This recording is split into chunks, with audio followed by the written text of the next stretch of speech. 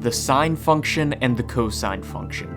You may have heard that they relate to circles, waves, and right triangles, but what is sine and cosine, and to what degree do we truly understand them? Speaking of degrees, it would make sense to start with a geometric approach. Circles. Circles end up popping up everywhere in math, even where you least expect them. They're simple, they're intuitive. Since all circles are similar, meaning that we can perfectly overlap them using solely transformation, rotation, and uniform scaling, we only need two descriptors to define any possible circle that can ever be created. First off, we need the Cartesian coordinates of the center point of the circle. This can be something like 1, 2, or 2.5, -1. If the coordinates happen to be 0, 0, then the circle is centered at that special point on the graph called the origin. Secondly, we need to define a constant radius that describes the distance between all points on the circle and the center point. In the interest of keeping things simple for now, let's talk about the unit circle.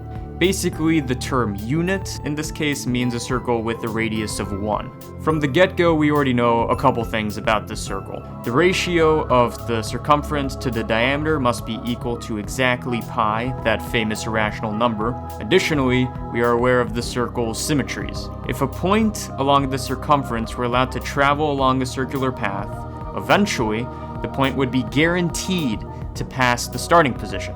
All this is obviously assuming that, there's no trickery with acceleration or convergence series, so we're assuming that for our purposes that there is a constant or increasing velocity of that point. In fact, under our particular conditions, the point will cross the starting position an infinite number of times.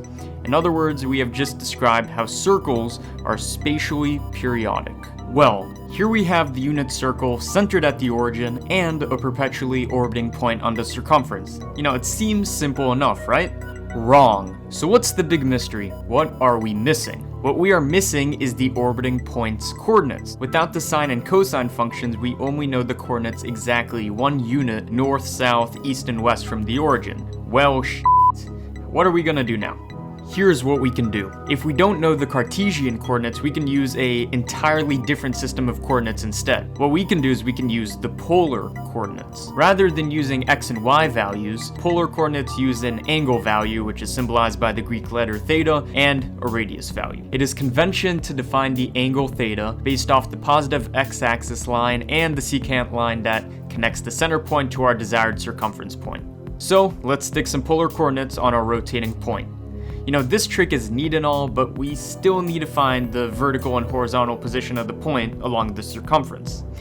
At moments like these, it's usually best to just start drawing lines to form some kind of geometric relationship. If we pick a moment for our point to just freeze, we can draw a right triangle using our predefined angle and the x-axis. Notice how the vertical leg of the triangle is equal to the y value of our point. And likewise, the horizontal leg of the triangle is equal to the x value of our point. The only thing we know about our triangle is that the hypotenuse, the longest side of the triangle, is equal to the circle's radius, which is 1 in the unit circle. Using the triangle postulate, which says that the sum of all angles in a triangle is equal to 2 right angles, or all the angles in a triangle is equal to 180 degrees, we can algebraically deduce the value of our remaining angles. Since we don't know the length of the 2 remaining legs, let's just say that we have some kind of magical function that outputs these values when we input the angle value. Recall that a function is just a series of steps that turns some input into some output. We'll call our vertical leg function f of theta, and our horizontal leg function we can just call g of theta. Now notice that when we scale up the circle, our right triangle grows uniformly. Even though this triangle is now bigger than the previous one, it is still geometrically similar to the last one. In other words, each leg of our triangle has been multiplied by the same value that we can just call a. The geometric similarity of the circles and the right triangles lets us make a really powerful advancement. Instead of just defining f of theta as the vertical height in the unit circle scenario, we can generalize to any circle with any radius. If we divide the vertical leg by the hypotenuse, we always get a times f of theta divided by a. and the a's cancel out, and this is always just equal to f of theta. Basically, we've just discovered that the height of any point along the unit circle can also be defined by the opposite side in the right triangle divided by its hypotenuse. We can extend the same principles to our g of theta function. The horizontal, or x value of any point along the unit circle can be defined by the adjacent side of the right triangle divided by the hypotenuse. Now, I'm sure that by this point you've realized that our f of theta and g of theta are some pretty important functions. So important that they actually get their own special names. The vertical f of theta function is actually just called sine of theta. The horizontal g of theta function is called cosine of theta. As the angle theta changes, so do our sine and cosine values, their functions. Different inputs give different outputs. Along with the outputs 1 and 0 that can be found directly north, south, east, and west of the origin, there are some other points of interest.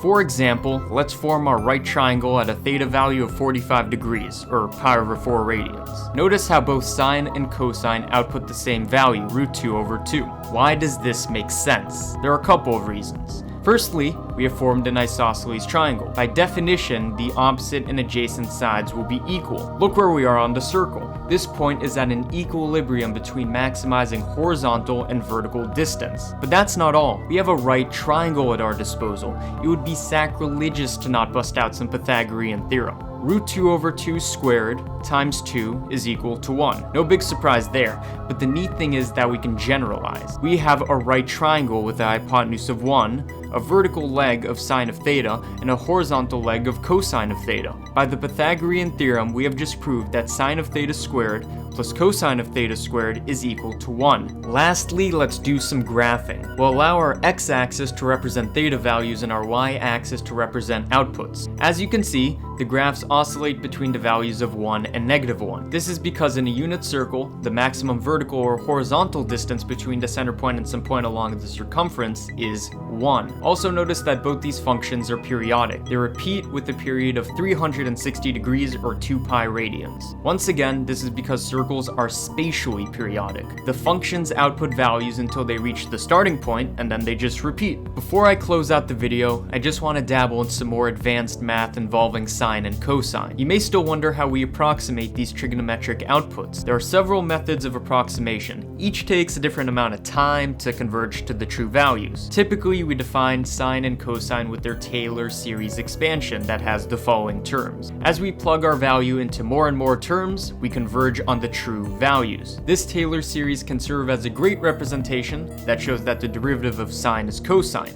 We can also show that the derivative of cosine is negative sine. As a final note, and I may expand on this in a later video, we can use these Taylor series to derive Euler's famous identity. We can show that e to the power of I times theta is equal to cosine of theta plus I times sine of theta, where I is the square root of -1, the imaginary component and all that.